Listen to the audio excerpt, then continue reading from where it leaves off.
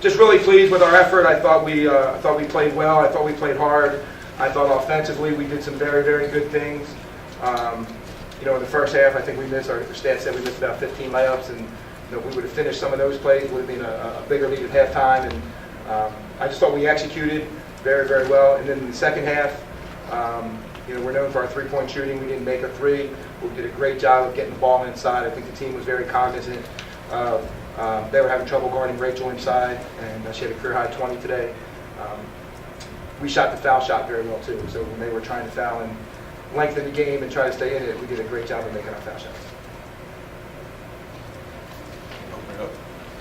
Coach, it was really close, late in the second half. It seemed like you went on that one run when you made 4 shots in a row, forced them to call a timeout. How big was that to, create some separation there late in the game? Oh, it was huge. It was huge. I mean, once you get into that final 5 minutes, if you have the lead, and you just play smart and take care of the ball, they've got to come at you, and now you can use their over-aggressiveness to their disadvantage, and look for some backdoor plays or look for some things where they'll really get on you tight. You can kind of get to the rim with some penetration, whatever. So having that run at that time was very big. Rachel, did you like the matchup down there? Did you feel like you had control of the block down there? You were able to make some moves down there? Well, Hugo is a really good defender. She's our NEC Defensive Player of the Year, and I knew it was going to be a tough matchup, but our coaches have been, Coach Witt all weekend long in practice has been telling me, post up on the block, we're going to get you the ball, and with such great three-point shooters on our team, I knew that they were going to, especially press up on Sydney, and it was going to kind of open up the paint for me a little bit, and my teammates were believing in me, and I was just feeling it today. So. Sydney, late in the stretch, you guys, how big was the ability for you guys, to get to the free throw line and knock down a bunch of them so you can really seal the win?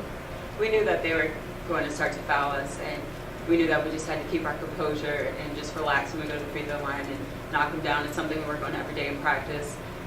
We just know that we have to step up to the line with confidence and just knock it down when needed to. Coach, how big was that ability, to get to the line? I mean, I don't think you even, made a field goal the last 8 minutes because, you just kept drawing the fouls and attacking the basket. Well, yeah, I was just telling someone, we shot 37 foul shots. Probably take 10 or 12 of them, in the last 3.5 minutes that they were fouling us. So we had 25 foul shots before then, and it's really our ability to get the ball inside that got us there, or penetrating and getting, the fouls on the hand checks or whatever. And if you're not scoring from the field, at least, we were in that bonus and then that double bonus, and foul shots to me, 2 foul shots is as good as a layup any day. Right. Just for all of you, just how nice is to start the tournament at home, get a win, and keep the momentum going from the end of the regular season. And I'll let you guys start with that if you want. We have great support from not only our family, but we have a lot of people that come out and support us that go to this school. The atmosphere here is amazing, and who wouldn't love to play at home? Having the ability to play at home on Wednesday as well will definitely be an advantage for us. It won't be easy by any means, but we know that it feels good to be at home rather than traveling on the road.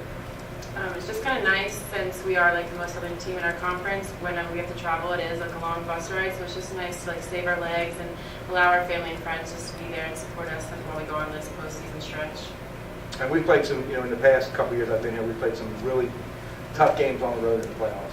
The last 2 years we lost to Quinny at Quinny, and they were both, down to the wire games. And, you don't know how that would have been different at home, but now you have the opportunity to sleep in your own bed and eat in your own cafeteria and do your own thing. And, we play well here.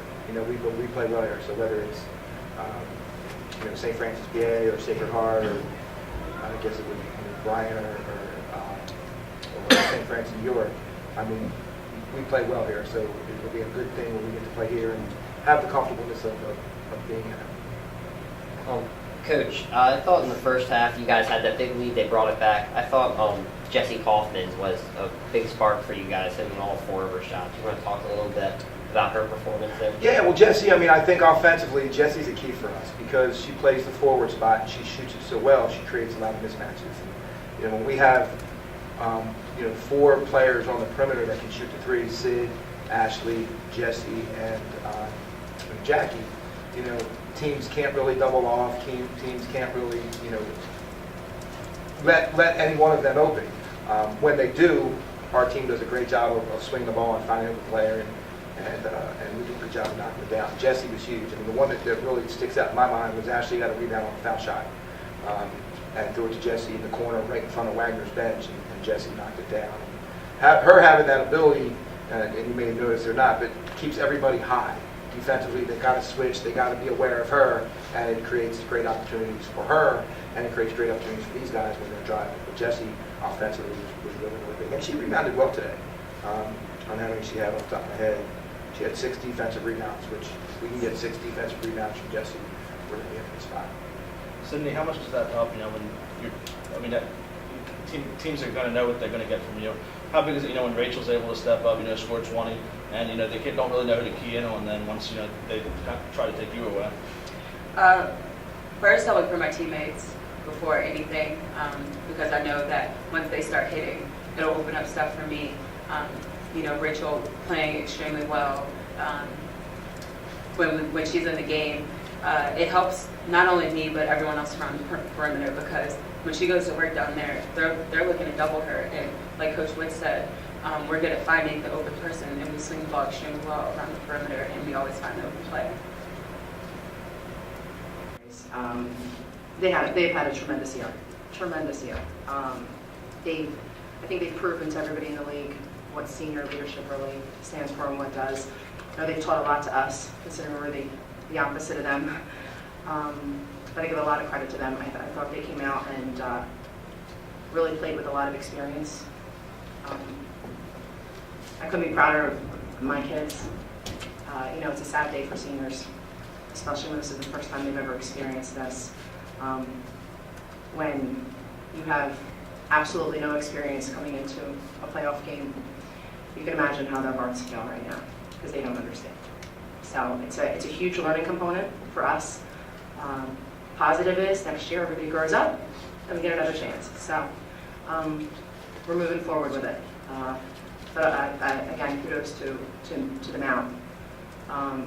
They've had a great year, and they're tough.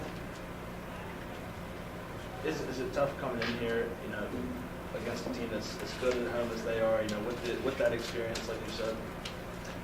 Yes. Yes, it would. 5-on-5, it's tough. I think the game was a little unbalanced completely. To be honest with you, 37-9 free throws I don't think that anybody needs to see that in the playoffs, especially against a team that both teams are driving. That's what I think I'm most upset about.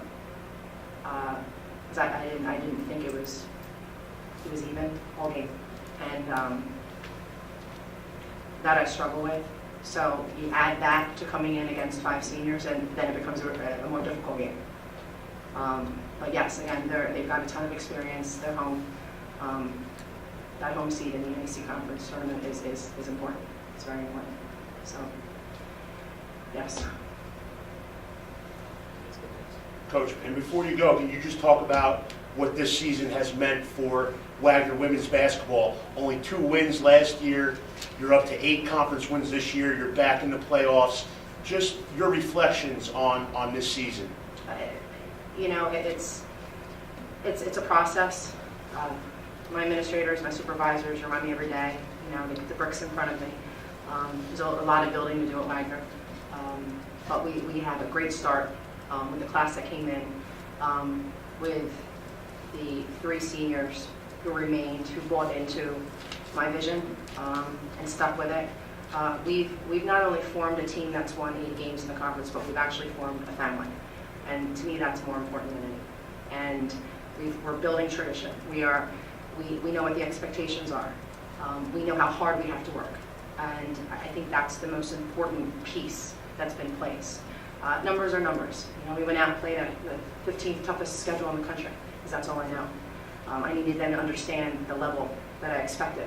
And I think that helped. I think that helped us walk into the NEC conference and fear nothing. And I think that really put us in that place. But there's one thing you can't teach, and that's experience. And we don't have much of that. So I'm proud. You know, Jasmine Nwaji had a phenomenal year. From a growth standpoint, on and off the court, she did a great job. So Wigwag, she, you know, this is someone who played in 7 games total in 2 years. So, you know, even my sophomores are really freshmen. So I couldn't be more proud of where we are as a program, as a team, as a family. And I think that's the biggest thing right now.